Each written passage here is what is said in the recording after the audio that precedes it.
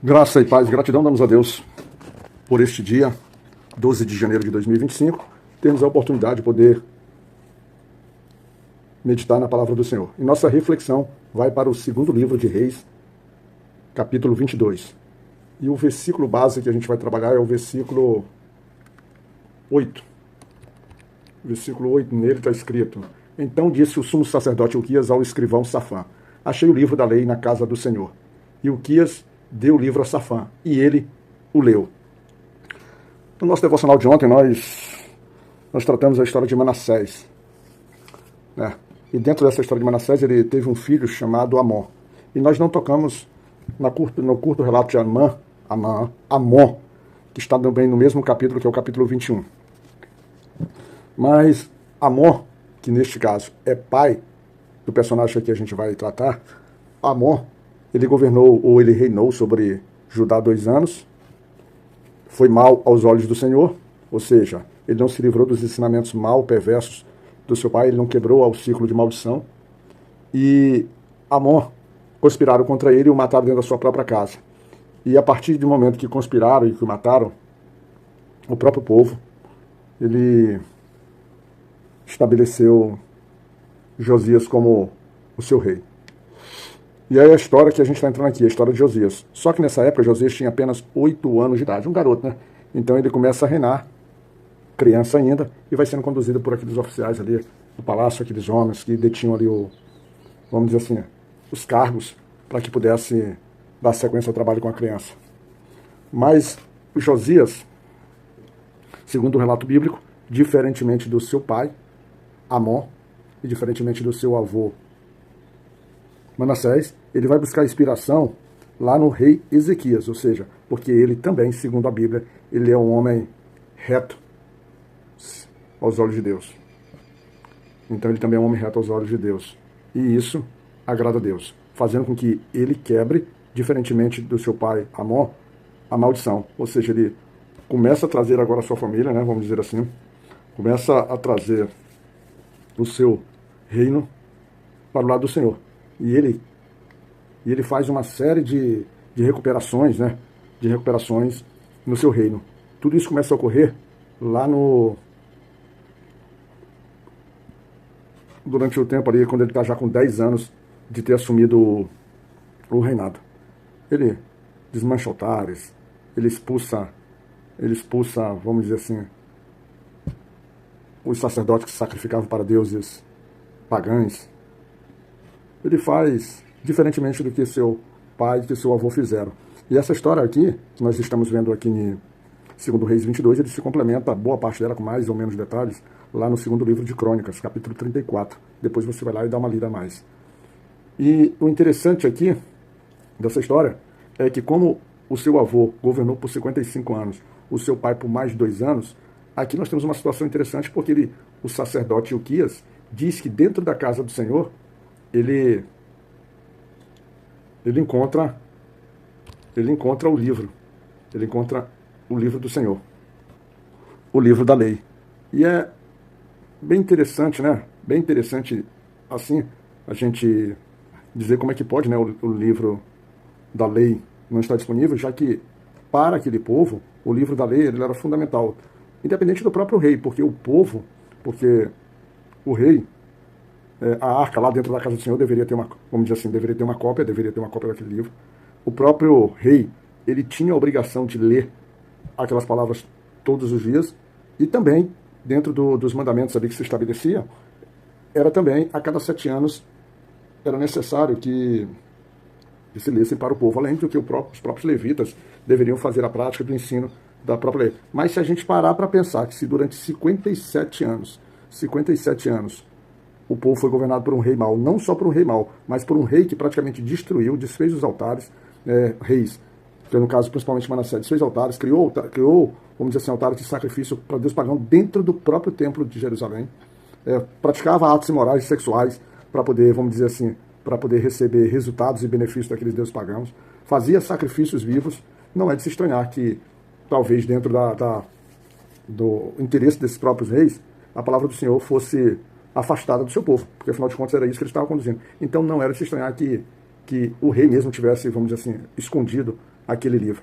Mas era de se estranhar, porque na Bíblia não traz ali o relato dessa procura incessante por esse livro. Mas o povo, pelo que sucede aí, ele deixou de ter contato com a palavra de Deus. Ou seja, passou a viver de acordo com suas próprias aspirações ou com alguns com os anseios que tinham para suas vidas e poucos efetivamente. E aí eu me pergunto, como é que os sacerdotes, no caso, os sacerdotes aqui, eles faziam as manifestações e não faziam essas referências. E esse tempo aqui era tempo, por exemplo, do profeta Jeremias, do profeta Sofonias, que inclusive este último profeta era primo do rei Josias.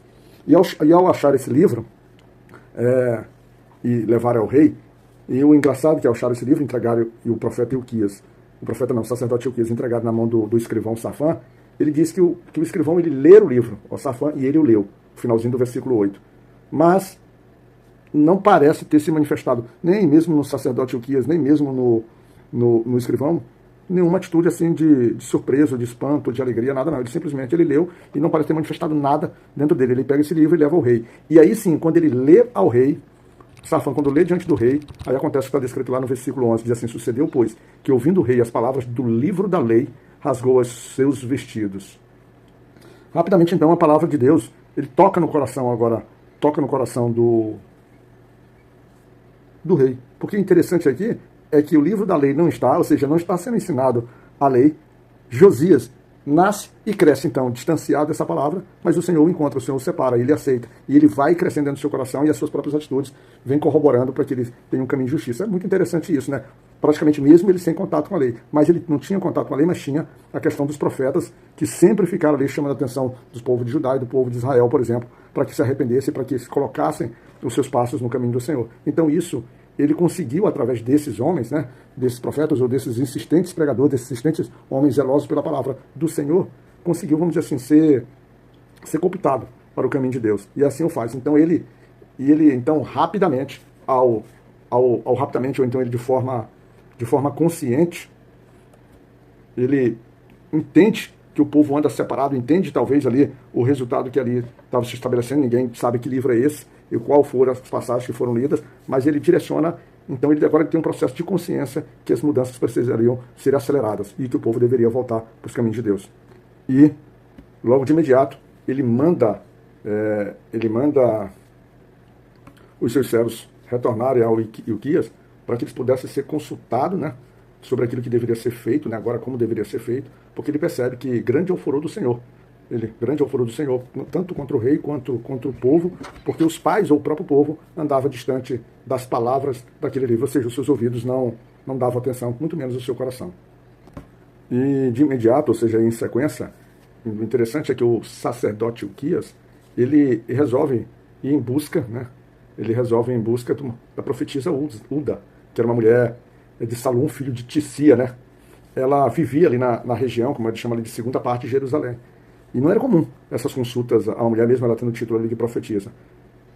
E também chama a atenção que essa profetisa, ao receber o livro, ela também não manifesta nenhuma surpresa, nenhuma alegria, nenhum sentimento diferente. E ao ler o livro e ao observar as suas passagens, ela simplesmente já dá uma sentença, vamos dizer assim, uma sentença que não agrada aquele povo. Uma sentença que diz que, lá no versículo, uma sentença dizendo que o Senhor, né, lá no versículo 16 diz assim: assim diz o Senhor, eis que trarei mal sobre este lugar e sobre os seus moradores, a saber, todas as palavras do livro que leu o rei de Judá. Ou seja, aquilo que o rei já tinha lido, ela confirma que irá acontecer.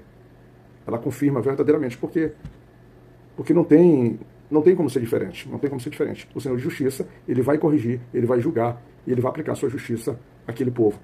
E o povo de Israel já tinha sofrido isso. E agora o povo de Judá está sobre essa situação.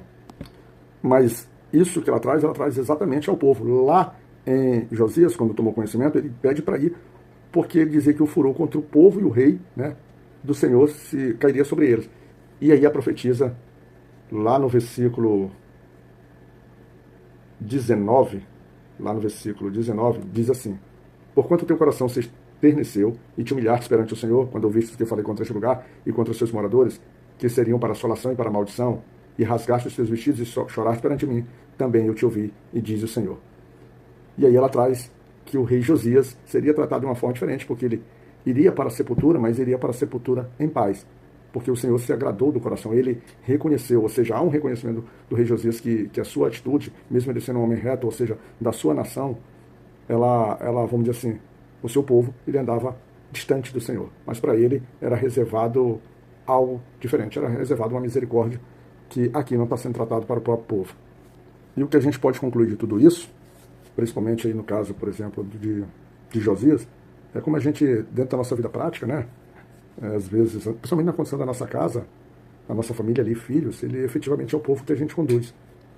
E os pais, às vezes, estão se aplicando, estão se esforçando, estão mostrando o caminho. Eu posso mostrar isso como referência até mesmo o próprio rei Ezequias, que é bisavô de Josias, em que o seu andar, o seu testemunho, o seu caminhar não foi suficiente, as suas próprias ações, governar a sua adoração ao Senhor, né? Mesmo seu filho Manassés observando aquilo, mas não foi diferente, não foi suficiente para que ele pudesse transmitir e trazer o seu povo, no caso a sua casa, os seus filhos, a caminhar no Senhor.